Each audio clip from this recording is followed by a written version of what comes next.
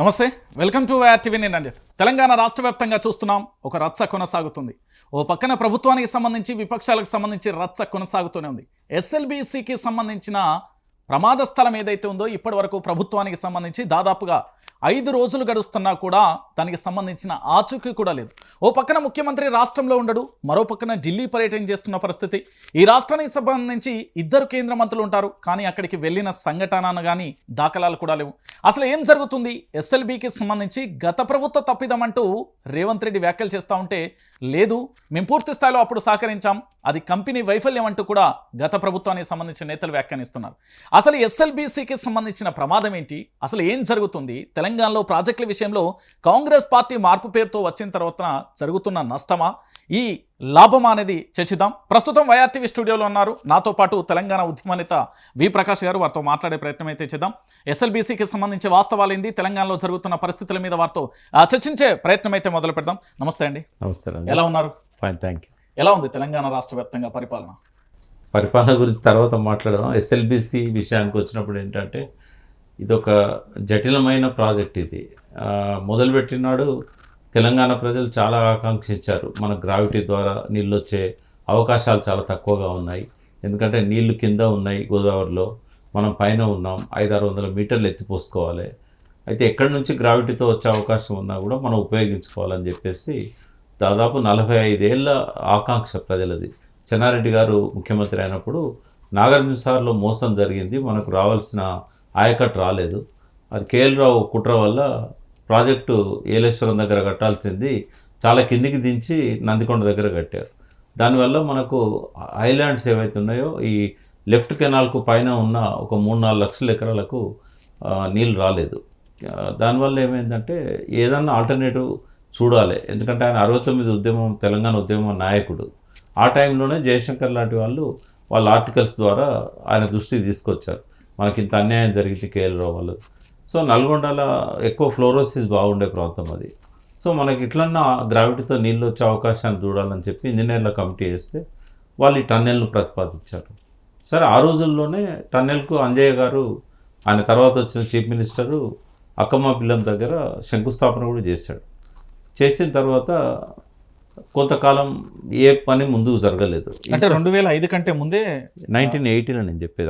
అంజయ్య ప్రభుత్వం 1980లో దీనికి శంకుస్థాపన కూడా చేసింది అక్కమ్మ పిల్లం అనే అడవిలో. అదే టైంలో చెన్నారెడ్డి దిగిపోయాడు. అంతకుముందు ఆయన ఈ రిపోర్ట్ కోసం ఇంజనీర్లను నియమించాడు సర్వే కోసం. ఓకే, సరే, ఆ రోజుల్లో ఈ టన్నెల్ అనేది పాసిబుల్ అవుతుంది అని చెప్పేసి వాళ్ళు దాన్ని రూపకల్పన చేశారు. కానీ తర్వాత కాలంలో ఎన్విరాన్మెంట్ ప్రాబ్లమ్స్ ఇట్లాంటివన్నీ కూడా వచ్చినాయి. ఎందుకంటే సుప్రీంకోర్టు చేతుల్లో తీసుకున్నది ఎన్విరాన్మెంట్ క్లియరెన్స్ ఇవ్వాలంటే గవర్నమెంట్ ఈ శాంక్చరీస్ అన్ని పాడు చేస్తున్నది. గవర్నమెంట్ దగ్గర ఒత్తిళ్ళకు లోనై వాళ్ళు ఇస్తున్నారు, ఎట్లా పడితే అట్లా ఇస్తున్నారు. పర్యావరణ రక్షణ కావాలంటే సుప్రీంకోర్టే డైరెక్ట్గా పర్మిషన్లు ఇచ్చే కార్యక్రమం పెట్టుకున్నది. సరే, ఆ టైంలో ఇంకా అంత దూరం కూడా పోలే. ఒక డీటెయిల్డ్ ప్రాజెక్ట్ రిపోర్ట్ తయారు చేసే స్టేజ్లోనే ఎన్టీ రామారావు అధికారంలోకి వచ్చాడు 1983లో. రాగానే ఆయన నల్గొండలో ఒత్తిడి బాగుంది ప్రాజెక్ట్ కోసం. ఎమ్మెల్యేలు అందరినీ పిలిచి, మీకు టన్నెల్ అంటే చాలా ఏళ్ళు పడుతుంది, అనుమతులు రావాలన్నా టన్నెల్ కావాలన్నా, ఈ లోపల మీరు లిఫ్ట్ పెట్టుకోండి, లిఫ్ట్ కావాలంటే మేము అన్ని రకాల అనుమతులు తీసుకొని పనులు మొదలు పెడతామని చెప్పాడు. బట్ ఆ అనుమతులు అన్నీ వచ్చేసరికి 94 అయింది. ఈ లోపల జలసాధన ఉద్యమం దుచ్చర్ల సత్యనారాయణ స్టార్ట్ చేశాడు.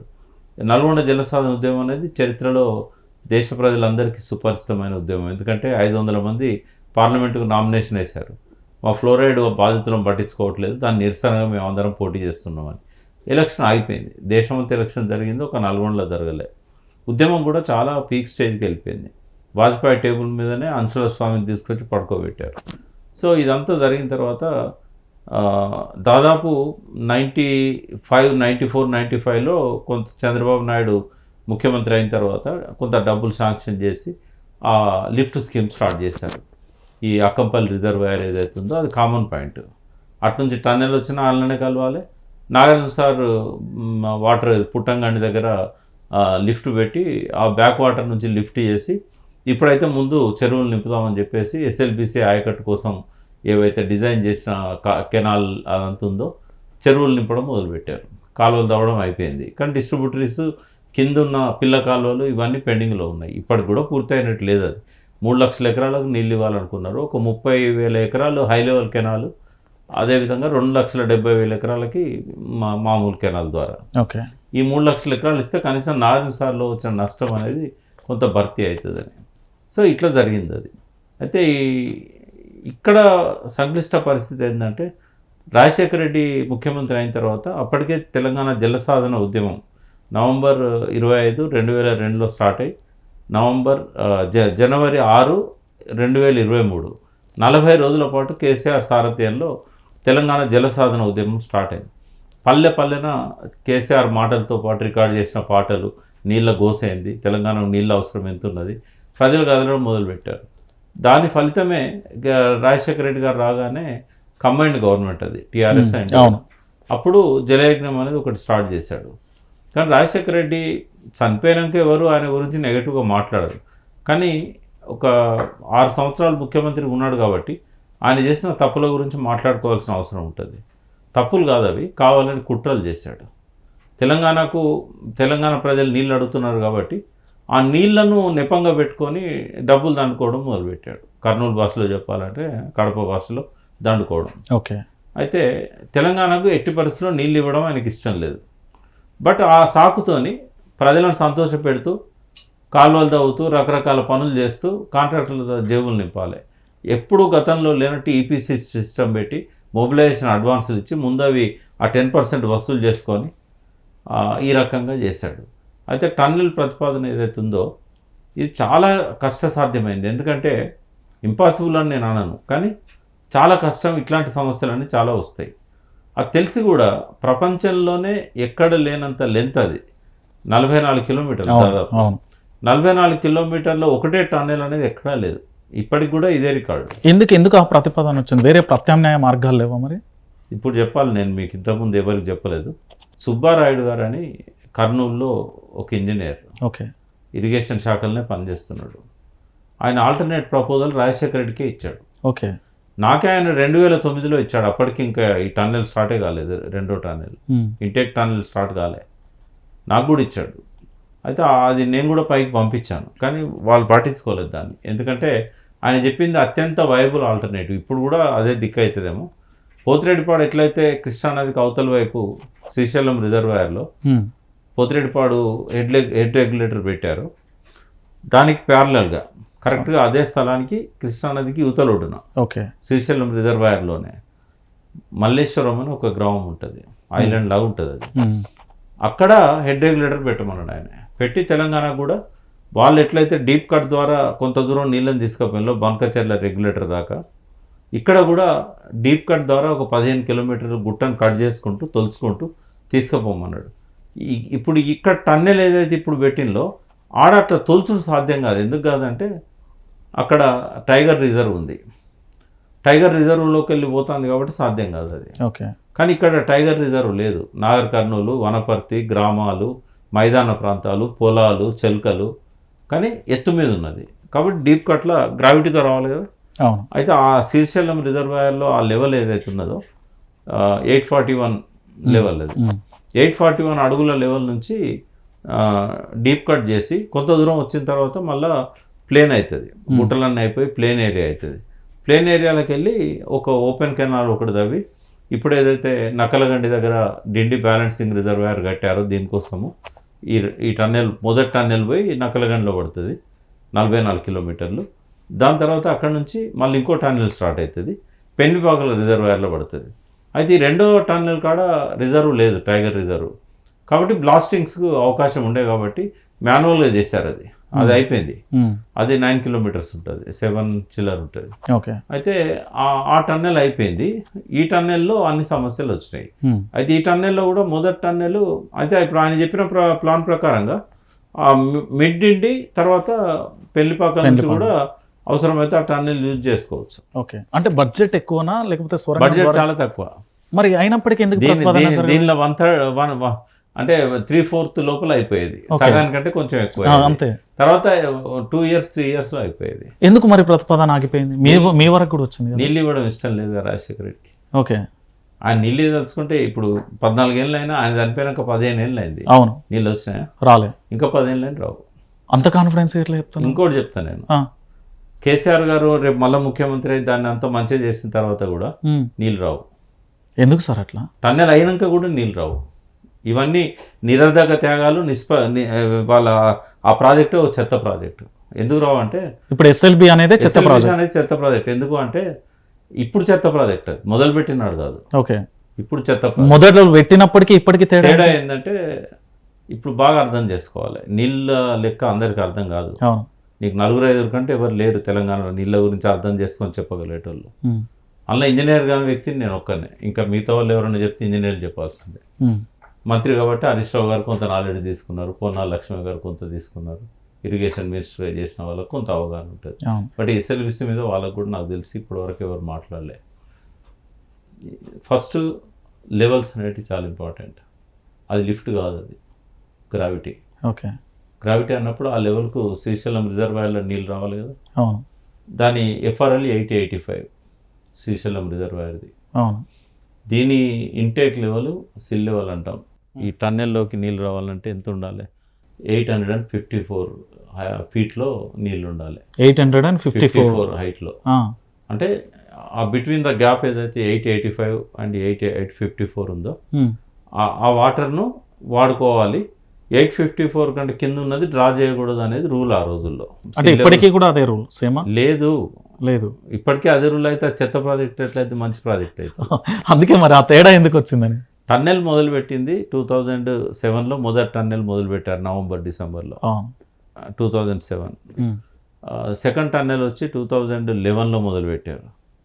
బట్ 2005 ఇటు మనకు పర్మిషన్ ఇచ్చిండు 854కి. వెంటనే దాన్ని 834కు తగ్గించేసిండు. అంటే తెలంగాణకు నీళ్ళు ఇవ్వడం ఇష్టం లేదు. ఇవ్వడం ఆయన రాజశేఖర రెడ్డి బతుకుంటే సగం జనాభా చచ్చిపోయేది. ఇప్పటికీ ఆయన చచ్చిపోయి మనం బతికిపోయినాం.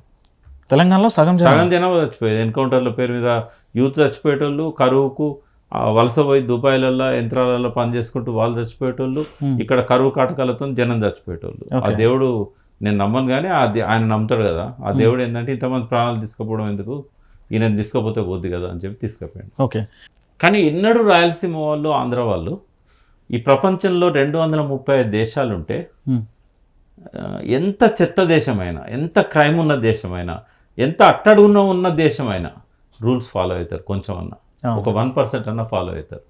ఎవడన్నా ఈ రూల్ ఫాలో కానోడు ఈ భూమండలం మీద ఉన్నాడు అంటే ఆంధ్రవాడు. ఏ రూల్ పట్టదు, సుప్రీంకోర్టు తీర్పులు పట్టవు. మన తెలంగాణలో రాద్ధాంతం చేస్తారు కదా సార్, ఏ ప్రాజెక్టు వాళ్ళ చెవులకు కూడా ఎక్కవు. మనం చేసే రాద్ధాంతం అంతా వాళ్ళ చెవుల దాకా కూడా పోదు. ఎందుకు అంత అలా చెప్తున్నా కదా. తోలు మందం ఉన్నోళ్ళు ఏం చేస్తాం, ఎంత కష్టపడి తెలంగాణ వచ్చింది. వాళ్ళు ఎన్నడూ రూల్స్ ఫాలో కాలేదు. రాజశేఖర రెడ్డి ఆయన వ్యవహార శైలి ఎట్లుండేదంటే, కలెక్టర్ని ఎవరన్నా లేకపోతే ఐఏఎస్ ఆఫీసర్ని పిలిచి ఇది చేయి అని అంటే, ఇది రూల్స్ పర్మిట్ చేయట్లేదు సార్ అంటే, రూల్స్ పర్మిట్ చేస్తే నీ దగ్గరికి వస్తారు, నా దగ్గరికి ఎందుకు వస్తారు అంటాడు. పోలవరం ప్రాజెక్టు ఇనాగరేషన్ అప్పుడు విలేకరు అడిగాడు, సార్ అన్ని అనుమతులు తీసుకున్నారా మీరు అంటే, ఎవడన్నా అనుమతులు తీసుకొని మొదలు పెడతాడా? దేశంలో ఎక్కడన్నా అనుమతులు తీసుకొని మొదలు పెడతానులా? అనుమతులు తీసుకొని మొదలు పెడితే అవుతుందా? అనుమతులు వస్తాయా? నా కాలంలో నేను చూస్తానా? ఇట్లా మాట్లాడేటాడు. అయితే ఆయన పాలనలో ఏ ఒక్కనాడు రూల్ ఫాలో కాలేదు. అందుకే దురదృష్టవంతులు మంచి సిన్సియర్ ఆఫీసర్లు శ్రీలక్ష్మి, బీపీ ఆచార్య లాంటి వాళ్ళు జైల్లో కూర్చోవాల్సి వచ్చింది. ఈయన చేసింది ఏంది ఘనకార్యం తెలంగాణ ప్రజలకు తెలవాలి. ఇంత డీటెయిల్గా నేను ఎక్కడ చెప్పలేదు. 854లో ఫస్ట్ టైం జియో మనకి ఇచ్చాడు. అంతకంటే కొద్ది రోజుల ముందే 2004లోనే ఇట్లా అధికారంలోకి వచ్చిండో రాలేదో 840లో వెలిగొండకి ఇచ్చాడు. 840కి వెలిగొండ, ప్రకాశము, నెల్లూరు, కడప ఆయన జిల్లా కూడా. అదే ఆయన జిల్లా పోయే నీళ్ళు కాబట్టి ఏం చేసిండంటే రాగానే 2004లోనే ఇచ్చేసిండు. ఆయన ఇంకోటి ఏంటంటే ఇటువంటి క్యాబినెట్లో డిసైడ్ అవుతాయి.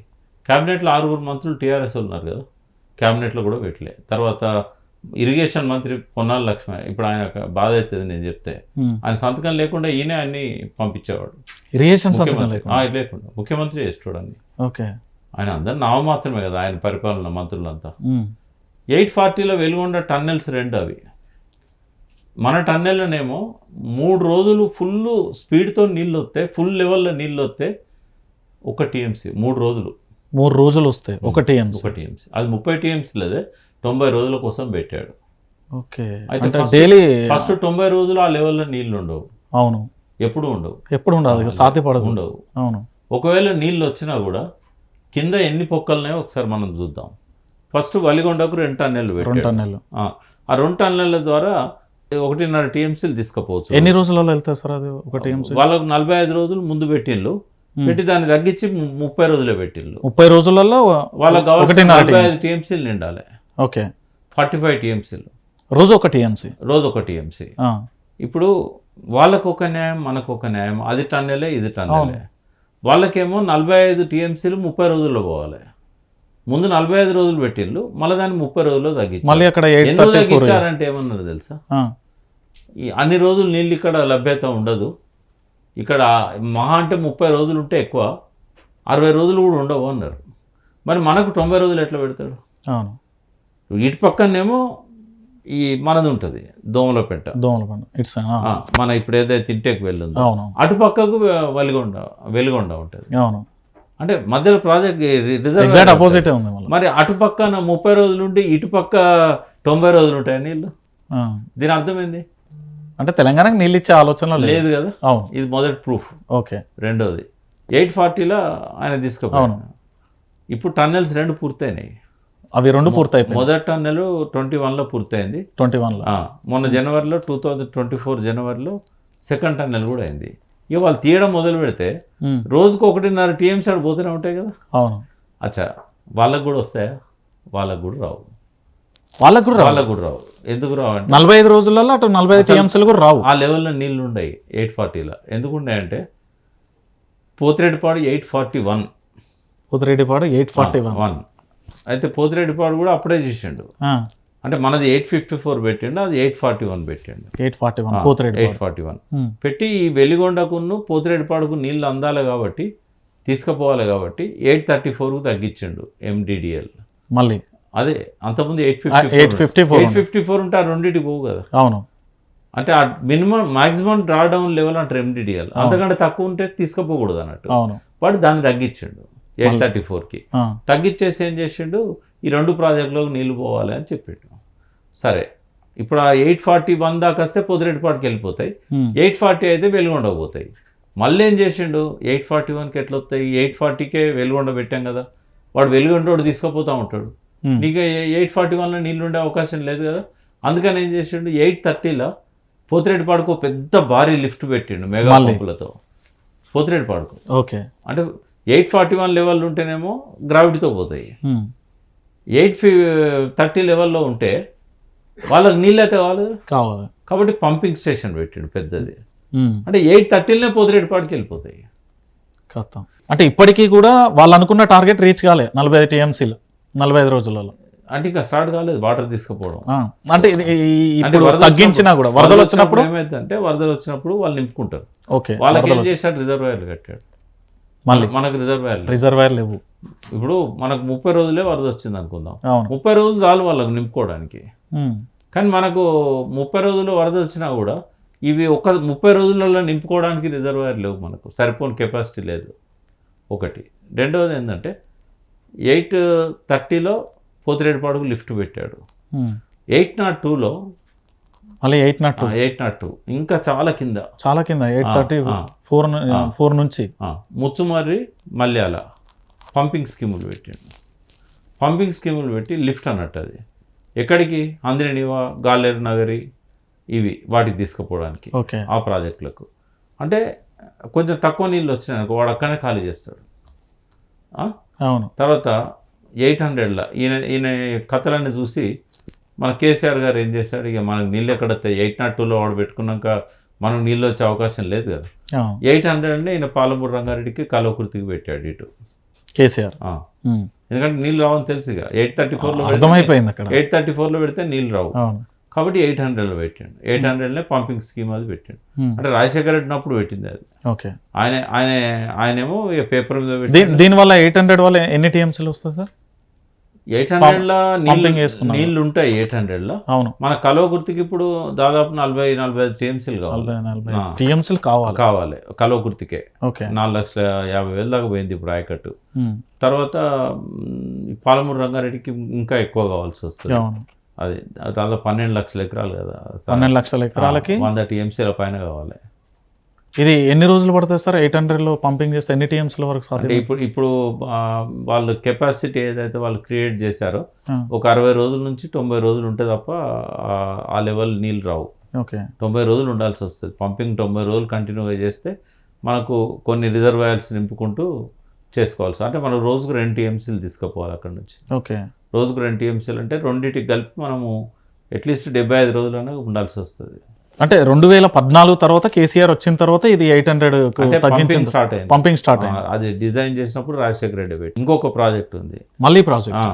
అది మనం 800 పెట్టాం కదా, 798లో పెట్టాడు జగన్ రాయలసీమ ఎత్తిపోతల పథకం. ఇప్పుడు రీసెంట్ గవర్నమెంట్ లో 2020. ఓకే, దాని మీద ఎన్జిటీలో స్టే ఉన్నా కూడా పన్నులు అర్ధరాత్రి పూట, ఎందుకంటే జగన్ అయినా రాజశేఖర రెడ్డి కొడుకే కదా, వాళ్ళు ఎవరు రూల్స్ ఫాలో అవ్వరు. ఈవెన్ చంద్రబాబు నాయుడు ఇన్ని మాటలు చెప్తారు కదా, ఏ జడ్జిమెంట్ కానీ ఏ రూల్ కానీ పైకి చెప్పడానికే కానీ చంద్రబాబు నాయుడు కూడా ఫాలో అవ్వడు.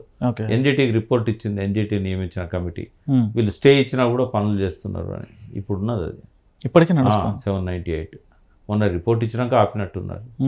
అయితే వీటి మీద మానిటరింగ్ ఉండదు కదా, నాయకులంతా రాత్రి అయిందంటే ఎవరింట్లో వాళ్ళు పడుకుంటారు. ప్రజలకు దూరంగా ఉంటాయి అవి, ఏమన్నా అడవులలో ఉంటాయి, టైగర్ రిజర్వ్స్లలో ఉంటాయి, ఎక్కడైతుంది అది. అయితే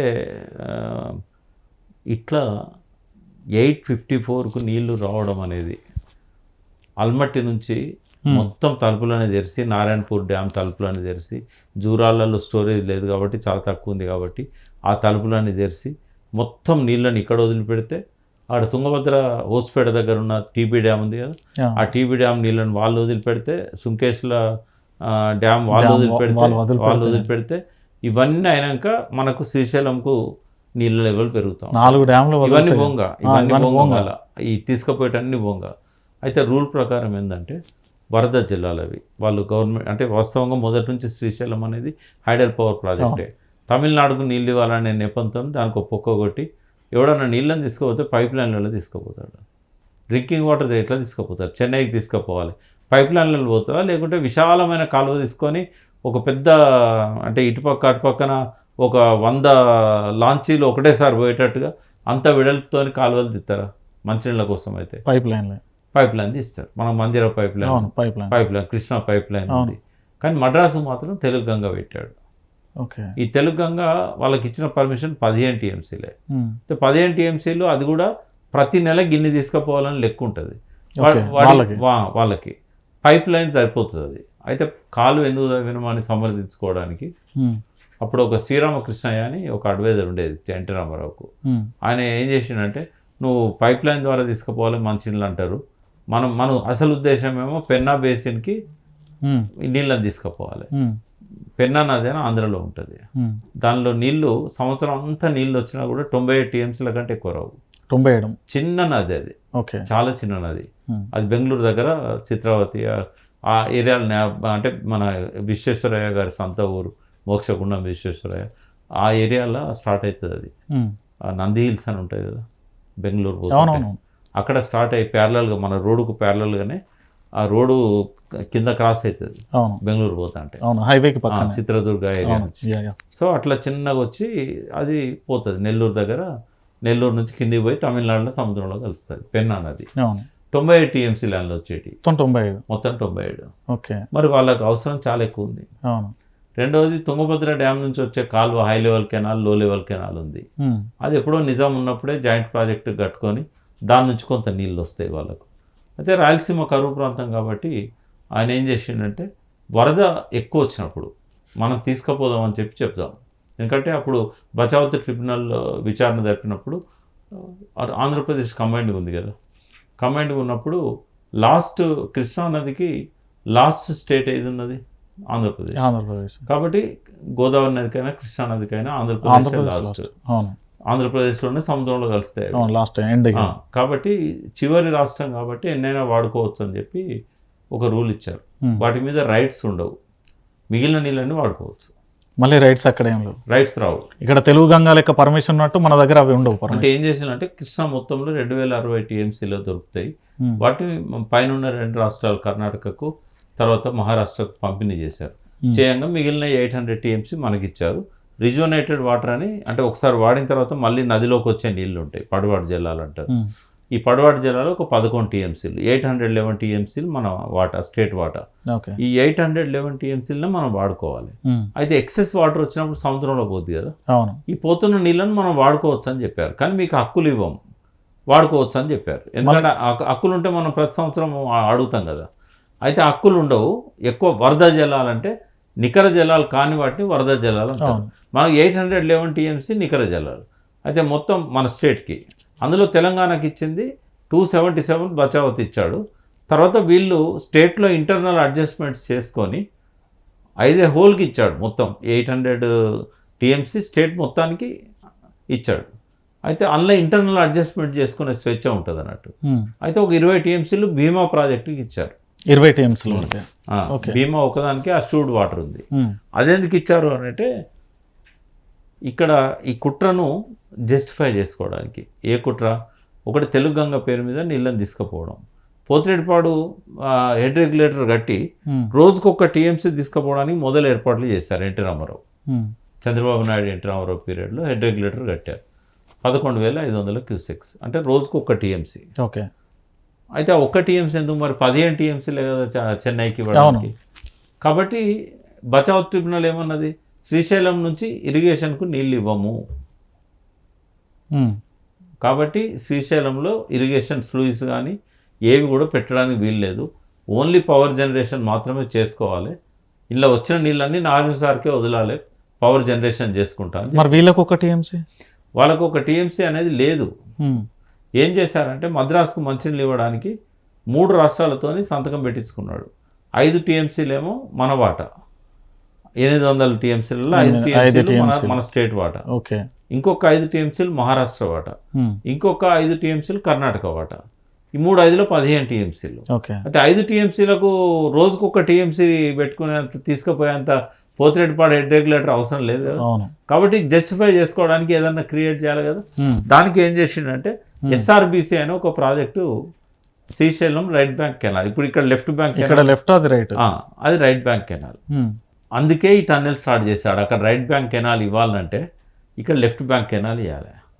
అప్పటిదాకా అది పేపర్ మీదనే ఉంది. అంటే జనం తిరగబడతారు. ఇందాక నువ్వు అన్నావు కదా, జనము గోల చేస్తారు కదా తెలంగాణ జనం. ఇప్పటికే జలసాధన ఉద్యమం మొదలైంది. కేసీఆర్ ఉన్నాడు, ఆల్రెడీ టీఆర్ఎస్ స్టార్ట్ అయింది. అక్కడ మనం ఇచ్చి ఇక్కడ ఇవ్వకపోతే బాగుండదన్న ఉద్దేశంతో ఏం చేశారంటే అక్కడ అంతకుముందే స్టార్ట్ చేశారు. అయితే దానికి ఏం చేశారంటే లెజిటిమసీ తీసుకురావడానికి, ఆ రైట్ కెనాల్కి ఎక్కడి నుంచి నీళ్ళు ఇస్తామని చెప్పడానికి వాళ్ళు ఏం చేశారు, ఆవిరి నష్టం కింద శ్రీశైలంకు 33 టీఎంసీలు పెట్టింది బచావ్ ట్రిబ్యునల్. ఓకే. అంటే నీళ్ళు అయితే స్టోర్ అవుతున్నాయి శ్రీశైలంలో. ఇరిగేషన్కి ఇవ్వకపోయినా పవర్కి ఇవ్వాలన్నా స్టోరేజ్ ఉండాలి. ఎండకు స్టోరేజ్లో ఆవిరి అవుతుంది. ఆవిరి నష్టం కింద 33 టీఎంసీలు కేటాయించారు. వీళ్ళు దొంగ లెక్కలు చెప్పి ఏం చేసిందంటే ఆవిరి నష్టం అంత లేదు, ఈ 22 టీఎంసీలే ఉంది, 33 టీఎంసీలు లేదు, 23 టీఎంసీలు ఉంది. కాబట్టి ఒక 10 టీఎంసీలు మేము అందులో నుంచి ఎస్ఆర్బిసికి నికర జలాలను వాడుకుంటామని పెట్టి. అంటే దాన్ని ప్రూఫ్ చేయలేకపోయా సార్ 10 టీఎంసీ? ఇవన్నీ ఎట్లుంటాయంటే అప్రాక్సిమేట్లీ చెప్తారు. అయితే ఏం చేశారు, 10 టీఎంసీలు దాని నుంచి పెట్టారు. ఓకే. రెండవది కేసీ కెనాల్ ఉంది ఆడ, ఫ్రెంచ్ వాల్ తవ్వింది ఎప్పుడో 1887 ఆ ప్రాంతంలో.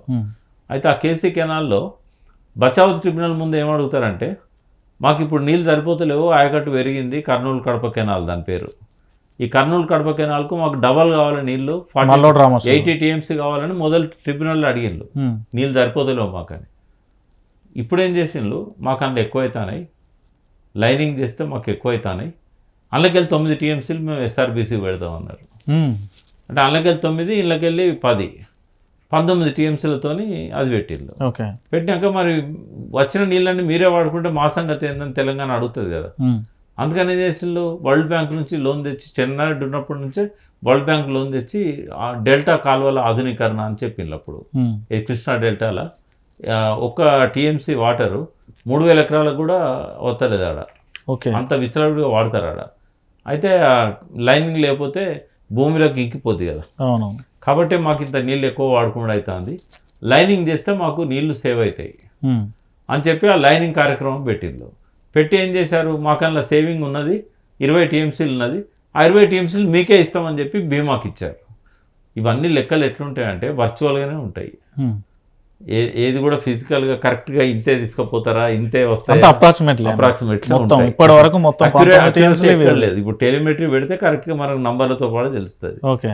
సో అట్లా ఏం చేసిందంటే 20 టీఎంసీలు మాకు మిగులుతాయి, ఆ 20 టీఎంసీలను మీకు బీమాకి ఇస్తామని చెప్పారు.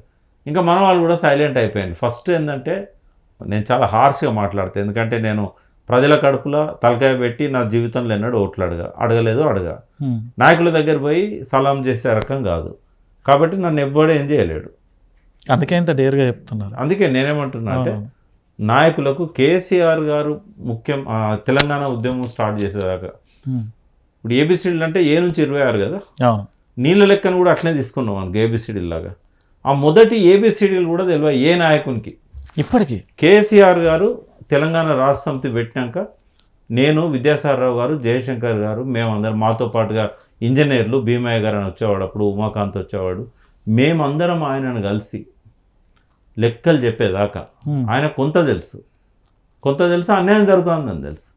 నేను 98లోనే నేను మొత్తం ఒక 100 ఆర్టికల్స్ రాశాను. 98 నుంచి 2001లో టీఆర్ఎస్ వచ్చే వరకు ఈ తెలంగాణలో నీళ్ళల్లో ఎట్లా అన్యాయం జరిగిందో తెలుగులో వచ్చిన మొదటి ఆర్టికల్స్ 1-2 జయశంకర్ సార్ రాశారు, ఒక ఆర్టికల్ ఇంజనీర్ ప్రభాకర్ గారు రాశారు ఈఎన్సి, ఆయన దగ్గర నేర్చుకొని నేను రాశాను.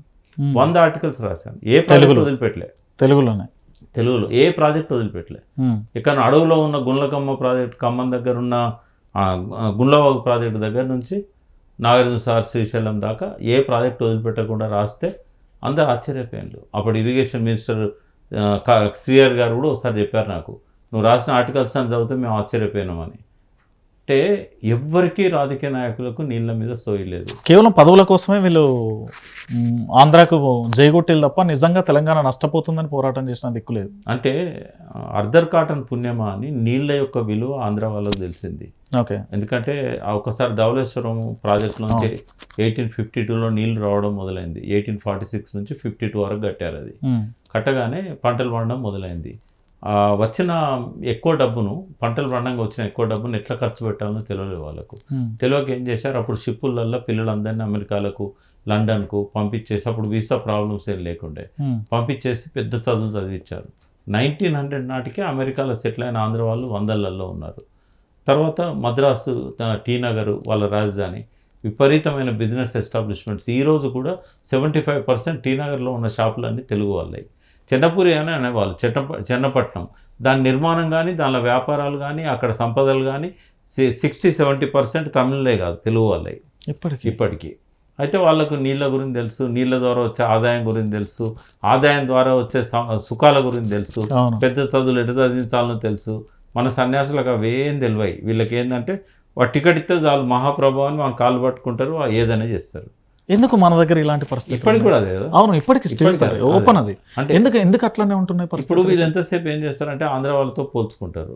వాళ్ళంతా కోటీశ్వరులు ఉంటారు, వాళ్ళంతా బాగా డబ్బులు సంపాదించి వాళ్ళు మంచి బిల్డింగులు, వాళ్ళకి ఇవన్నీ, వాళ్ళతో పోటీ పడతారు. వీళ్ళకి ఏంటంటే కుక్క బొక్కేసినట్టు అప్పుడప్పుడు కొద్దిగా సంపాదించుకోవడానికి అవకాశం ఇస్తారు. వీళ్ళ కథ గది. ఇప్పటికి కూడా నీళ్ళ సోయి ఎవరికి లేదు. రేవంత్ రెడ్డికి ఏబిసిడీలు తెలివాయి. ఉత్తమ్ ఏంటంటే కొద్దిగా ఇరిగేషన్ మినిస్టర్ అయింది కాబట్టి ఇంజనీర్లతోని ఇప్పటికో 20-30 మీటింగులు పెట్టి కొద్దిగా తెలుసుకుంటాడు ఆయన. ఎవ్వరికీ ఏం తెలియదు. ఈరోజు గవర్నమెంట్లో ఏం తెలియదు ఆయన ఎవరిని అడ్వైజర్గా పెట్టుకున్నారు, ఆదిత్యనాథ్ దాస్ గారిని పెట్టుకున్నారు. ఆదిత్యనాథ్ దాస్ గారు వ్యక్తిగతంగా మంచోడు, అలా డౌట్ ఏం లేదు. కానీ ఆయన ఆంధ్ర అడ్వైజర్గా ఉన్నప్పుడు ఇదే కేఆర్ఎంపీ దగ్గర నీళ్ళ కోసం కొట్లాడుతూ ఎన్నో సంతకాలు పెట్టిన కాగితాలు ఉంటాయి మనకు అగెనెస్ట్గా. ఇప్పుడు మనకు అనుకూలంగా ఎట్లా మాట్లాడతాడు ఆయన? అప్పుడే పాసిబుల్ కదా. ఇప్పుడే విధంగా అంటే ఆ ప్రభుత్వంలో ఆయన అడ్వైజర్గా చేసి మళ్ళీ ఈ ప్రభుత్వానికి అడ్వైజర్ అయ్యాడు, చంద్రబాబు గైడెన్స్. ఇప్పుడు ఏంటంటే రేవంత్ రెడ్డికి ఏం తెలియదు, అడ్వైజర్గా చంద్రబాబు సజెస్ట్ చేసిన ఆదిత్యనాథ్ దాస్ను పెట్టుకున్నాడు. ఆయన ఎంత మంచి వ్యక్తి అయినా, ఎక్కడి రూల్స్ ప్రకారం అక్కడ మాట్లాడగలిగే వ్యక్తి అయినా, ఆయన రాసిన ఆయనకు ప్రతిబంధకాలు అయితే ఇప్పుడు ఆంధ్ర తరఫున వాదించాడు కదా ఈ కొట్లాటలో పూర్తిగా ఆపోజిట్ అయిపోయింది. కాబట్టి ఈయన రేవంత్ రెడ్డి ఏం చేస్తున్నాడు, ఇంకా ఆయన పదవి కాపాడుకోవడానికి చంద్రబాబు గులాంగిరి చేస్తున్నాడు. ఆయన పదవి ఇప్పుడు చంద్రబాబు లేకపోతే ఒక రోజు ఉండదు. ఇమీడియట్గా దించేస్తుంది బీజేపీ. చంద్రబాబుకు మోడీకి ఉన్న సత్సంబంధాల వల్ల ఈయన కొనసాగుతున్నాడు. ఒక్క నిమిషం సార్, మీరు రేవంత్ రెడ్డికి చంద్రబాబుకు ఒక్క రోజు లేకపోయినా రేవంత్ రెడ్డి ఉండడు. అంత కాన్ఫిడెన్స్ ఏంటి? బీజేపీ కూల్చేస్తుంది గవర్నమెంట్ని. ఎట్లా పాసిబుల్ సార్? ఎట్లా పాసిబుల్ అవుతుంది? గవర్నమెంట్స్ అని ఎట్లా కూల్చింది నీ తెలియదు రంజిత్? అవి అంటే తెలంగాణలో పాసిబుల్ అవుతుందా? ఎందుకు కాదు? ఆల్రెడీ పక్కన బలమైన పార్టీ బీఆర్ఎస్ గా ఉంది. ఇప్పుడు 3-4 నెలలు అయింది కదా పొంగులేటి ఇంటి మీద దాడి జరిగి. అవును, ఏమైనా బయటపడ్డదా? అసలు ఈడీ ప్రెస్ మీట్ ఎట్లా చరిత్ర మరి ఎప్పుడు అవసరమైనప్పుడు చేస్తారు వాళ్ళు. ఓకే, పొంగులేటి 15 మందిని తీసుకొని బీజేపీలోకి వచ్చిండు అనుకో, రేవంత్ రెడ్డిని దించడానికి కేసీఆర్ సహకరిస్తాడు కదా, ఇంకెట్లుంటుంది గవర్నమెంట్? ఓకే, అంటే రేవంత్ రెడ్డిని దించడం వల్ల కేసీఆర్కి లాభం ఏంది? రేవంత్ రెడ్డిని దించితే అంటే ఇప్పుడు కేసీఆర్ మీద ఈ కేసులు కావచ్చు, అనవసరపు అబద్ధాల ప్రచారాలు కావచ్చు, వాస్తవంగా ఆయన ఏం కరప్షన్ చేయకపోయినా కూడా ఇవాళ ఆయన మీద నానా రకాల ప్రచారాలు, దుర్భాష ఇవన్నీ చేస్తున్నారు కదా. ఉన్నది కాబట్టి అటువంటి ముఖ్యమంత్రిని ప్రజలకు కూడా కేసీఆర్ తనకంటే కూడా ప్రజలకు అన్యాయం చేస్తున్నాడు రేవంత్ రెడ్డి. ఇచ్చిన మాట నిలబెట్టట్లేదు, ఈయనకేం తెలియదు, ఇష్టం వచ్చినట్టు బూతులు తిట్టడం తప్పితే ఈయనకు పరిపాలన చేత కాదు అంటే ఎవ్వరికి ఏం లాభం ఉన్నా లేకపోయినా నష్టపోతున్నది ప్రజలు. కేసీఆర్కు వ్యక్తిగతంగా ఏం నష్టం లేదు. మా అంటే కేసులు అయితే కావచ్చు, అడ్వకేట్లను పెట్టుకొని కొట్లాడతారు కావచ్చు, కానీ రేవంత్ రెడ్డి అనేవాడు వల్ల మొత్తం తెలంగాణ ప్రజలకు నష్టం అవుతుంది. ఆయన చేసిన మంచి పరిపాలన 10 ఏళ్ళు వెనక్కిపోతుంది. మళ్ళీ పవర్ కట్లు స్టార్ట్ అయినాయి. పవర్ కట్ల వల్ల పాము గుట్టి కరెంట్ షాక్తోని రైతులు చచ్చిపోతున్నారు. దాంతోపాటుగా పంటలు ఎండిపోతూ ఉన్నాయి. ఇక్కడ పరిశ్రమలకు ఇబ్బంది అవుతున్నది, ఇళ్ళల్లో ఉన్న వాళ్ళకి ఇబ్బంది అవుతుంది. మీలాంటి స్టూడియోలు నడుపుకునే వాళ్ళు జనరేటర్లు కొనలేరు, బ్యాకప్ జనరేటర్స్. ఇవన్నీ ఒక నష్టం అయితే పొలాలకు నీళ్ళు రాని పరిస్థితి ఉన్నది. ఇంకొక నెల అయితే నీకే తెలుస్తుంది. ఇప్పుడు నీకు ఇక్కడ నీళ్ళు కావాలంటే కిందికి వెళ్ళి క్యాన్లు మోసుకొని రావాలి. ఇప్పటికే పరిస్థితి రాదిగా, నీళ్ళు రావు.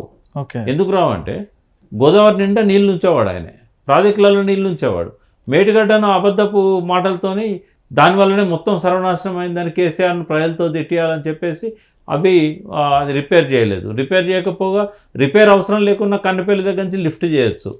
ప్రతి సంవత్సరం ఒక 100-150 టీఎంసీలను లిఫ్ట్ చేసుకునే అవకాశం ఉంటుంది, అది కూడా చేయలేదు. అంటే ఇక్కడ సింపుల్గా చెప్పాలంటే తెలంగాణ ప్రాంత ప్రజల్ని ప్రభుత్వం మోసం చేస్తున్నది. మరి మేధావి వర్గం ఏం చేస్తుంది? మేధావి వర్గంలో సగం మంది ఆయనతోనే ఉన్నారు కదా. ఎవరైతే తెలంగాణ ఉద్యమంలో చురుకైన పాత్ర పోషించిందో కేసీఆర్ మీద కోపంతో చాలామంది అటే ఉన్నారు. ఇప్పుడు మీరు చెప్పిన లెక్క ప్రకారం ఎస్ఎల్బికి సంబంధించి ఇక్కడ మాట్లాడుకుందాం. ఈ ఎస్ఎల్బికి సంబంధించి దీనివల్ల ఇటు నల్గొండ కానీ ఖమ్మానికి దాదాపు 3-4 లక్షల వరకు ఆయకట్టుకు నీరు లేదు. ఓన్లీ నల్గొండ. అయితే ఇప్పుడు దానికి ఆయకట్టుకి ఇబ్బంది ఏం లేదు. ఇప్పుడు లిఫ్ట్ చేసుకుంటున్నాం. ఇప్పుడు చంద్రబాబు నాయుడు స్టార్ట్ చేసిన ఎస్ఎల్బిసి లిఫ్ట్ ఏదైతున్నదో అది ఎప్పుడో కంప్లీట్ అయింది. ఎప్పుడో కంప్లీట్ అయిన తర్వాత ఆ నీళ్ళతోనే ఇప్పుడు చెరువులు నింపుకుంటాను. చెరువుల కింద ఆయకట్టుతో పాటు కెనాల్స్ కూడా నీళ్ళు ఇస్తారు. మరి అది ఉన్నప్పుడు ఇప్పుడు ప్రాజెక్ట్ ఇది ఎందుకు కన్స్ట్రక్షన్ జరుగుతుంది? అంటే మనకి అన్ని లిఫ్ట్లేనా, గ్రావిటీ ద్వారా అవకాశం ఉన్నప్పుడు ఎందుకు తీసుకోవద్దు? ఓకే, కృష్ణానది నీళ్ళ మీద మనకు హక్కు ఉంటుంది. కాకపోతే ఇది కూడా వరద జలాలే, ఎస్ఎల్బిసి కూడా వరద జలాలు. అంటే దీంట్లో ఇంకొక చిన్న లాజిక్ కూడా ఉంది అనేది చాలామంది వాదిస్తున్నారు సార్.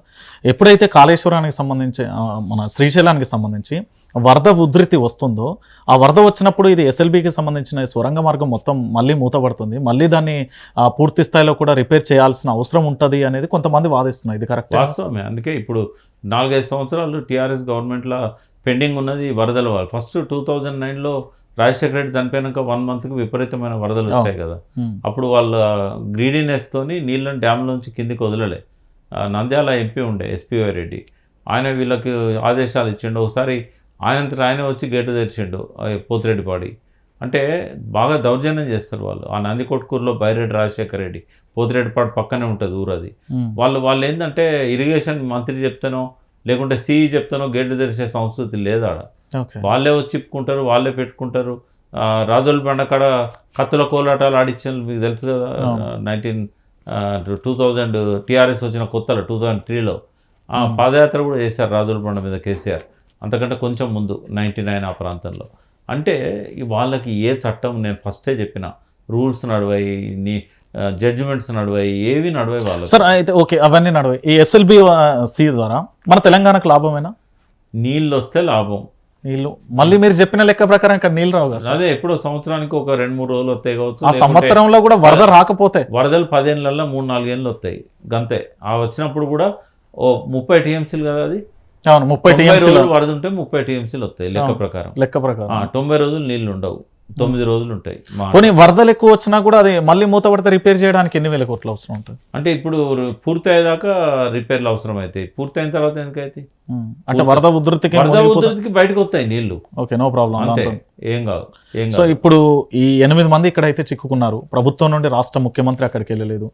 ఈ రాష్ట్రానికి సంబంధించిన 2 కేంద్ర మంత్రులు ఉన్నారు. బీజేపీ సహకారం లేదు. అక్కడ వాళ్ళ కుటుంబాలేమో ఆర్తనాదాలు చేస్తున్నాయి. ఆ విషయంలో ఎలా చూడవచ్చు? రెండో రోజే జూపల్లి కృష్ణారావు గారు పోయారు లోపలికి. ఓకే, ఎంతవరకు అయితే పర్మిట్ చేసిందో ఆక్సిజన్ కానీ ఆడ బురద కానీ అక్కడ దాకా పోయారు ఆయన. ఆయనతో పాటుగా అజయ్ కుమార్ అని సిఏ గారు కూడా పోయారు. రిస్క్ టీములు కూడా పోయినాయి. అవును. ఆ రోజు ఆయన నాకు చెప్పిన దాని ప్రకారం ఏంటంటే ఇంకా ఆ తర్వాత అంత దూరం పోయిన వాళ్ళు కూడా మనకు కనబడరు.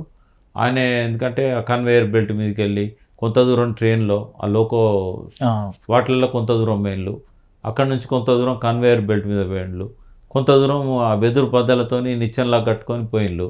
సరే, మొత్తానికి ఆ రోజు ఆయన చెప్పిన దాని ప్రకారం ఏంటంటే బాగా బురద ఉంది, మొత్తం నిండిపోయింది, పైన కొంచెం ఒక 5 ఫీట్ల జాగా కనబడుతుంది. ఏది ఆ టన్నెల్ బ్యాక్ సైడ్ నుంచి కదా వీళ్ళు చూసేది, ఫ్రంట్ సైడ్ మొత్తం లోపలికి వెళ్ళిపోయింది కదా. సో బ్యాక్ సైడ్ నుంచి చూస్తే ఇంకొక 5 ఫీట్లే కనబడుతుంది పైన. పెద్ద పెద్ద బండరాళ్ళు 2 టన్నులు 3 టన్నుల బండరాళ్ళు ఒక 200 మీటర్ల వరకు కొట్టుకొచ్చినాయట. అంటే ఎంత ఫోర్స్ ఉంటే 2 టన్నుల బండరాయి, 2 టన్నులు అంటే 2000 కిలోలు, అంత బండరాయి ఒక 100 మీటర్లు కొట్టుకొచ్చింది అంటే ఎంత ఫోర్స్తో వాటర్ పడ్డది. తర్వాత బండరాన్ని దేని మీద పడ్డాయి?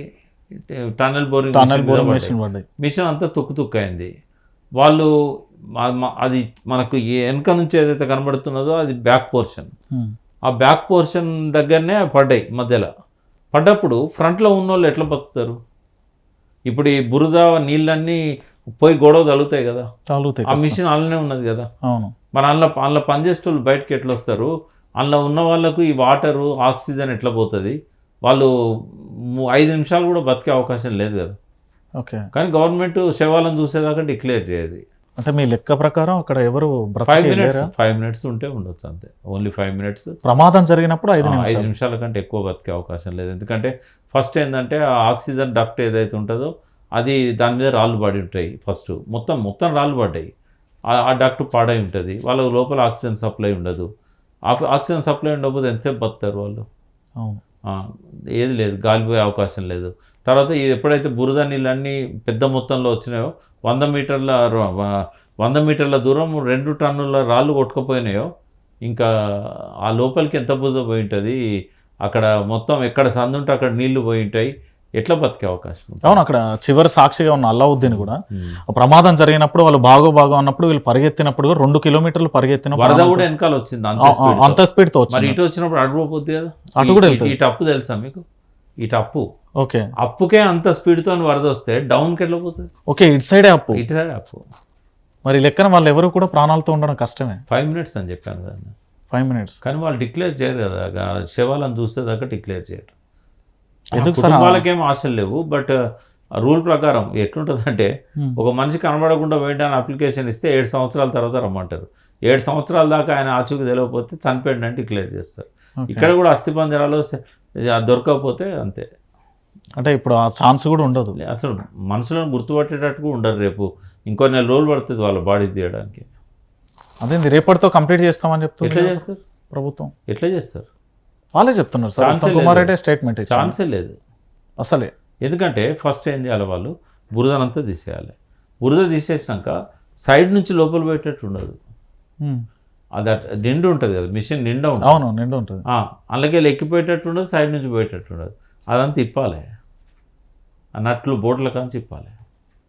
ఇబ్బంది ఎట్లా పోతారు? ఇంకా వేరే ప్రత్యామ్నాయం ఏమి ఉండదు.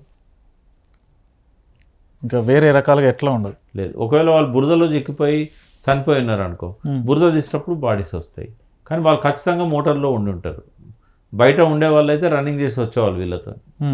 మోటార్ లోపల చిక్కుకొని ఉంటారు వాళ్ళు. అది మోటార్ లోపల చిక్కున్న వాళ్ళను ఇవన్నీ పార్ట్స్ అన్ని తీసేసినాకనే వీలవుతుంది. టన్నెల్ వెనక్కి రాదు ఇక.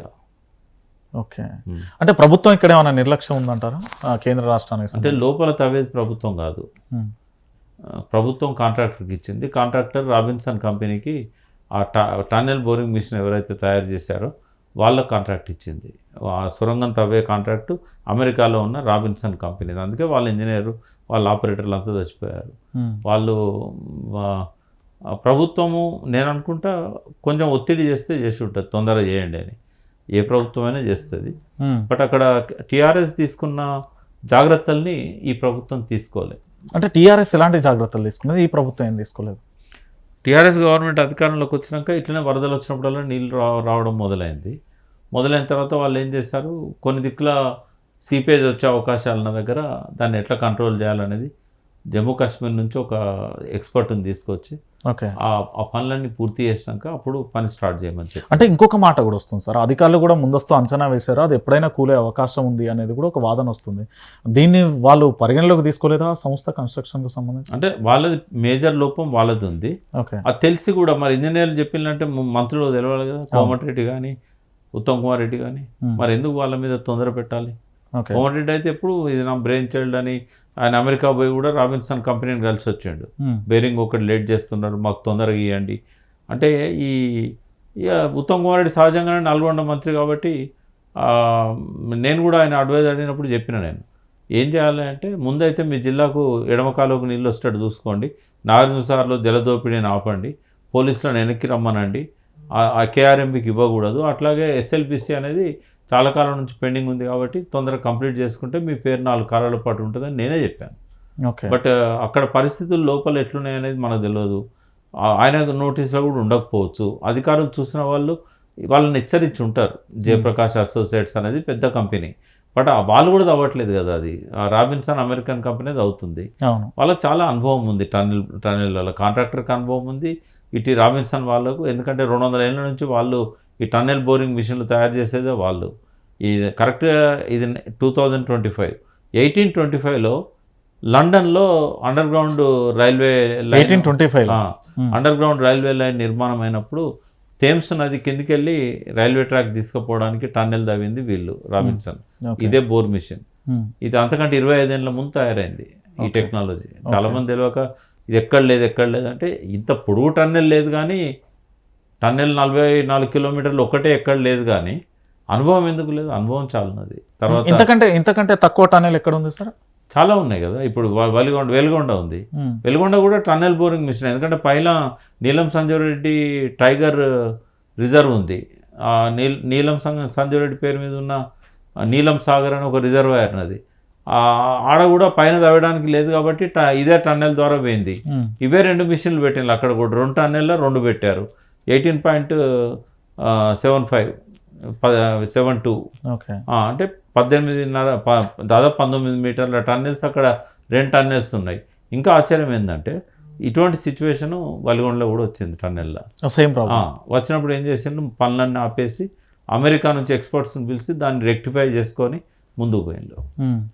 ఓకే, ఫైనల్గా ఇప్పుడు ప్రభుత్వానికి కానీ లేదా ఎస్ఎల్బి కాంట్రాక్టర్ సంస్థ కానీ లేకపోతే మన రాష్ట్ర ప్రజలకు కానీ మీరు ఏం చెప్పాలనుకుంటే ఈ ప్రాజెక్టు నుంచి? అంటే కొంత నిర్లక్ష్యం అయితే కనబడతా ఉంది. ఇప్పుడు పొలిటికల్ కామెంట్ అని అనుకోకూడదు. రేవంత్ రెడ్డి ఇన్ని రోజులైనా కూడా అక్కడికి పోకపోవడం అనేది ఒక సీఎంగా నైతిక బాధ్యత కదా. ఇప్పుడు చనిపోయిన వాళ్ళు మన ప్రాంతం వాళ్ళు కానంత మాత్రం అట్లా వదిలేయచ్చా? అవును, మన కోసం కదా, వాళ్ళు నీళ్ళు ఇవ్వాలని కదా వాళ్ళు చేసింది. వాళ్ళ త్యాగాలు ఎవరి కోసం చేశారు? ఎక్కడో పుట్టారు, ఎక్కడో పెరిగిళ్ళు, ఎక్కడ జమ్మూ కాశ్మీరు, ఎక్కడ జార్ఖండ్, ఎక్కడ ఉత్తరప్రదేశ్. చనిపోయిన వాళ్ళంతా ఆ ప్రాంతాల వాళ్ళు.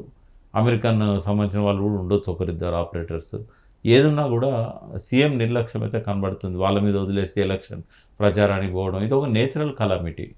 అయితే నేను ఇంకొకటి కూడా అంట, మేడిగడ్డ ప్రమాదానికి ఈ ఎస్ఎల్బిసి ప్రమాదానికి ఏం తేడా లేదు, సేమ్. ఎందుకంటే ఇక్కడ పైన లూజ్ స్థాయి నుండి నీళ్ళు వచ్చినాయి, అక్కడ కింద 13 మీటర్ల కింద వాటర్ వచ్చి కింద ఇసుక కొట్టుకపోయింది. ఈ 2 కూడా ఈక్వల్గా చూడాలి. అది నేచురల్ కలామిటే, ఇది నేచురల్ కలామిటే. అక్కడ కాంట్రాక్టర్సే వర్క్ చేశారు, ఇక్కడ కాంట్రాక్టర్సే వర్క్ చేస్తున్నారు. ఇక్కడ రేవంత్ రెడ్డి వర్క్ చేయట్లేదు, ఉత్తమ్ చేయట్లేదు, అక్కడ హరీష్ రావు కేసీఆర్ చేయట్లేదు. కాబట్టి దాన్ని ప్రకృతి వైపరీత్యంగానే ఇప్పటికైనా అర్థం చేసుకోవాలి. ఊరికే ఎలక్షన్లో గెలవడానికి 1,00,000 కోట్లు తిన్నారని కేసీఆర్ మీద ఆరోపణ చేశారు. ₹1 కరప్షన్ కూడా ప్రూవ్ చేయలేకపోయారు. పీసీ ఘోష్ కమిషన్ ముందట ఓపెన్ ఎంక్వైరీ జరుగుతుంది, ఆయన ఏమి రూమ్లో రహస్యంగా ఎంక్వైరీ చేయట్లేదు. ఈ రోజు వరకు ₹1 ప్రూవ్ కాలేదు. నరసింహారెడ్డి గారు పోయిన తర్వాత ఇంకొక జడ్జి గారు వచ్చారు, ఎలక్ట్రిసిటీ మీద ఆ దామరచర్లది వీటన్నిటి మీద ఎంక్వైరీ పూర్తయింది, రిపోర్ట్ ఇచ్చారు. ₹1 ప్రూవ్ కాలేదు. ఓకే, కేవలం ఆరోపణల వరకు. ఆరోపణల వరకే. కేంద్రానికి సంబంధించిన 2 మంత్రులు కూడా ఉన్నారు కదా తెలంగాణ రాష్ట్రం, వాళ్ళకు కూడా ఎలాంటి చొరవ లేదా, బాధ్యత లేదా? నైతిక బాధ్యత అందరికీ ఉంటుంది. వాళ్ళు ఈ రాష్ట్రం తరఫున రిప్రజెంట్ చేస్తున్నారు కేంద్ర మంత్రులు, వాళ్ళు కూడా రావాలి, వాళ్ళు కూడా చూడాలి, ఆ పరిస్థితిని మోడీ గారికి చెప్పాలి. నేచురల్ కెలామిటీస్ వచ్చినప్పుడు కేవలం డిజాస్టర్ ఫోర్స్ను పంపించి వాళ్ళు తప్పుకోకూడదు. కాబట్టి ప్రధానమంత్రి కూడా కన్సర్న్ ఉంటుంది, ప్రధానమంత్రి కూడా పట్టించుకోవాల్సిన అంశం ఇది. నిన్న పోయినప్పుడు ఈ సంగతి మాట్లాడినట్టు కనబడతలేదు మరి అసలు ఎక్కడ పొలిటికల్, ఎప్పుడు రాజకీయమే. అంటే ఒకటి, చాలామంది రాజకీయ నాయకులు లంగలు గలీజ్గాల్ అనేది 1952లోనే ప్రూవ్ అయింది. 1952 అప్పుడే. మరి ప్రజలకు సోయి లేకపోతే నాయకులు ఇట్లే ఉంటారు కదా.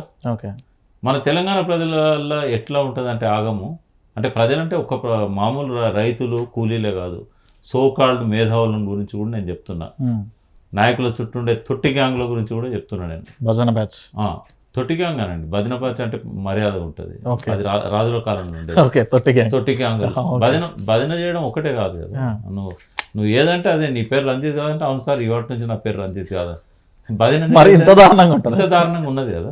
అంటే ఇటువంటి గ్యాంగులంతా ఉండి అందులో కూడా కొంతమంది మేధావులు ఉంటారు, కొంతమంది కోపంతో బయటకు వచ్చి టీవీలలో మాట్లాడేటోళ్ళు ఉంటారు, పెద్ద పెద్ద ప్రొఫెసర్లు కూడా ఉంటారు. అందులో వీళ్ళందరూ కూడా ఏంటంటే వాళ్ళకి ఏదన్నా నచ్చలేదు అనుకో, ఇక మొత్తం పచ్చగా కామెరలోనికి లోకం అంతా పచ్చగా కనబడేటట్టు కేసీఆర్ వాడిని పిలిచి ఛాయ్ పోయకపోయినా, పిలిచి మాట్లాడకపోయినా, చూసుకుంటూ నమస్తే పెట్టకపోయినా ఇక జీవితకాలం అంతా వాడు యాంటీ కేసీఆరే. ఎందుకు అట్లా తయారైంది తెలంగాణ రాజకీయాలు. అట్లున్నాయా? తెలంగాణలోనే ప్రత్యేకంగా ఉన్న పరిస్థితి ఇది, ఇంకా దేశంలో ఇంత దారుణంగా ఉండదు. ఇది ఏంటంటే 2 రకాలు ఉంటుంది. యూత్ ఏమో ప్రజల కోసం, కాజు కోసం సావడానికి కూడా సిద్ధపడతారు. At the same time emotions ఎట్లుంటాయంటే వాళ్ళకు వాళ్ళు బలి చేసుకుంటారు ఒకటి, రెండవది గద్దెగిరిందంటే ఎద్దెగిరిందని నమ్ముతారు. ఒక్క అబద్ధం చెప్తే వాళ్ళు ఊగిపోతారు పూనకంతో. అది అబద్ధమా నిజమా అనేది కూడా విచక్షణ లేదు.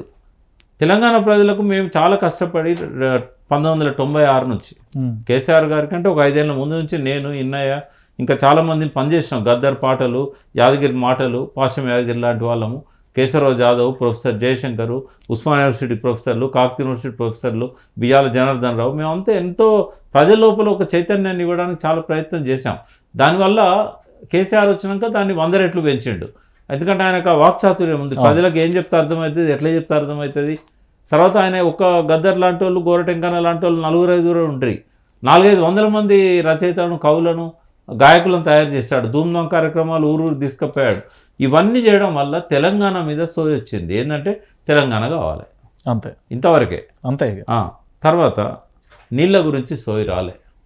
40 రోజులు జలసాధన ఉద్యమం జరిపితే అప్పుడు మాకు నీళ్లు కావాలనే సోయి వచ్చిందే తప్ప నీళ్ళల్లో క్యూసెక్ లేనిది, టీఎంసీ లేనిది రేవంత్ రెడ్డి లాంటి కూడా తెలియదు ఇప్పటి నాకు మరి ఇక ప్రజలకు రావాలి. నీకు రాకపోతే నీకు నీళ్ళు రావు, నీళ్ళ మీద సోయి రాకపోతే నీకు నీళ్లు రావు. తెలంగాణలో పార్టీ మారింది, పార్టీ కొత్త ప్రభుత్వం రాగానే వీళ్ళందరూ కూడా మొత్తం ఎమ్మెల్యేలు, మంత్రులు, సీఎంలు అందరూ కూడా కాళేశ్వరం ప్రాజెక్టు పోయి ఆడ పవర్ పాయింట్ ప్రజెంటేషన్ ఇచ్చారు. ఆడ ఏం లేదనేది అందరికి తేలిపోయింది. అయినప్పటికీ కూడా ప్రజలు అదే ఆగంలో ఉన్న పరిస్థితి. కేసీఆర్ ఏదో 1,00,000 కోట్లు తిన్నాయని అక్కడ. అంటే ఇక ఎట్లా ఉందంటే వీళ్ళకు సాయంత్రం ఏంటంటే అంటే చాలా మందికి మందు అలవాటు ఉంటుంది, గుడంబ ఏది దొరుకుతుంది తాగుతారు. నమ్ము నువ్వు, నాతో పాటు పెరిగిన వాళ్ళు, నాతో పాటు క్లాస్లో చదువుకున్న వాళ్ళు ఎవరు బతికిలేరు. ఇప్పుడు చాలామంది చచ్చిపోయిన ఎవరో 1-2 ఉంటారు. వాళ్ళు కూడా ఏంటంటే చిన్నప్పుడే సిటీకి పోయి బతికిన. మా ఊళ్ళో అయితే ఎవరు లేరు నా ఏజ్ ఉన్న వాళ్ళు. అంటే ఏమవుతుందంటే ఈ బయటి మాటలు నమ్మే ఆలోచన ఎందుకు వస్తుంది వాళ్ళకు అంటే ప్రాపర్గా వాళ్ళు ఆలోచించే పరిస్థితి లేదు. సాయంత్రం ఏంటంటే తాగుడు, పొద్దాక కష్టపడు, ఇట్లా వీళ్ళని మత్తుల్లోనే ఉంచాలని చెప్పి ప్రభుత్వాలు ప్రయత్నం చేస్తాయి. ఇప్పుడు తాగుడు మీద వచ్చే ఆదాయం లేకపోతే బతకలేమో మనం. 40,000 కోట్లు. మద్యపాన నిషేధం సరిగా అమలు జరగలేదు అంటారు. బార్డర్స్ను కట్టుదిట్టం చేస్తే కొంతవరకు కనీసం 90% అమలైంది కదా. పర్ఫెక్షన్ అనేవాడు డిక్షనరీలో ఉంటుంది. 10% అమలు కాలేదు, కానీ 90% అమలైనందుకు సంతోషించాలి కదా. ఇవాళ అహ్మదాబాద్ నుంచి గుజరాత్ మొత్తం కూడా మద్యపాన నిషేధం అమల్లో ఉంది. మరి వాళ్ళు ఎట్లా ప్రోగ్రెస్ అవుతున్నారు, మనం ఎట్లుంటున్నాం. అంటే కేసీఆర్ గారు కూడా అధికారంలో ఉన్నప్పుడు ఈ దిశలో ఆలోచించుంటే బాగుండేది. ఒక సాంస్కృతిక విప్లవాన్ని చైనాలో మావో ఎందుకు తీసుకొచ్చిండు? విప్లవం విజయవంతమైన తర్వాత 10 ఏళ్ళు చూసిండు, ఇక నేను ఇట్లాంటి స్టెప్ తీసుకోకపోతే ఈ చైనా బాగుపడదని చెప్పేసి ఇంకా రోజు రోజు దిగదారుకుంటూ పోయింది. సాంస్కృతిక విప్లవం తీసుకొచ్చినాక చైనా దారికి వచ్చింది. ఇక్కడ కూడా అట్లాంటి అక్కడంటే ఏకపార్టీ విధానం ఎవరికి వచ్చని చేయడు, ఇక్కడ అందరికీ వచ్చని చేస్తారు. కానీ ఒక మంచి మెజారిటీతో పరిపాలనలోకి వచ్చినప్పుడన్నా ఇటువంటి కఠినమైన నిర్ణయాలు తీసుకుంటే ఈ సమాజం బాగుపడుతుంది. 75 ఏళ్ళు అయిన తర్వాత కూడా స్వాతంత్రం వచ్చి అమృతోత్సవాలు చేసుకునే హక్కు ఎక్కడిది నీకు? ప్రజలకు మౌలిక వసతులు నువ్వు చేయలేకపోయినావు, నీళ్ళు ఇవ్వలేకపోయినావు, తాగునీళ్ళు ఇవ్వలేకపోయినావు. ఇంకా కేసీఆర్ ఆ విషయంలో బెటర్. చాలా అయితే ఏ దేశం అని మోడీకి రైట్ ఉంది అమృతోత్సవాలు చేసుకోవడానికి? భారతదేశం అంతా అమృతోత్సవాలు చేసుకోండి అంటే 75 సంవత్సరాలు నువ్వు కనీసం అక్షర జ్ఞానం కూడా నేర్పలేకపోయినావే, తాగునీళ్ళు ఇవ్వలేకపోయినావు, సగం నీళ్ళు సముద్రం పాలవుతున్నాయి, సాగునీరు ఇవ్వలేకపోయినావు, పంటలు కూడా ఎట్లా పండించాలో చెప్పలేకపోయినావు. ఇప్పటికీ ఆ పొటాషు, యూరియా, నైట్రో అన్ని పనికిమాలిన ఎరువులను వేసి భూమిని విషతుల్యం చేసావు, నదులను నాశనం చేసుకున్నావు, ప్రతి నదిని డ్రైనేజ్గా మార్చుకున్నావు. ఏం సాధించడం మనం అమృతోత్సవాలు చేసుకోవాలి? బ్రిటిష్ వాడి పాలన కంటే గొప్పగా ఉందా? ఇంకా అట్టడుకు పడిపోయినామా నిజంగానే? వాస్తవం సార్ మీరు చెప్పేదంతా. రైట్, ఫైనల్గా ఒక్క మాట చెప్పండి తెలంగాణ ప్రాంత ప్రజలకు మీ భాషలో. నేనేమంటున్నా అంటే నీళ్ళ సోయి పెంచుకోవాలి, రాజకీయ సోయి పెంచుకోవాలి, చెప్పుడు మాటలు నమ్మొద్దు. సోషల్ మీడియాలో మంచి ఉన్నాయి, చెడ్డవి ఉన్నాయి. ఈ అబద్ధాలు, అసత్యాలు ప్రచారం చేసే నాయకుల మాటలను ప్రసారం చేసే ఛానళ్ళను చూడడం మానేసేయండి.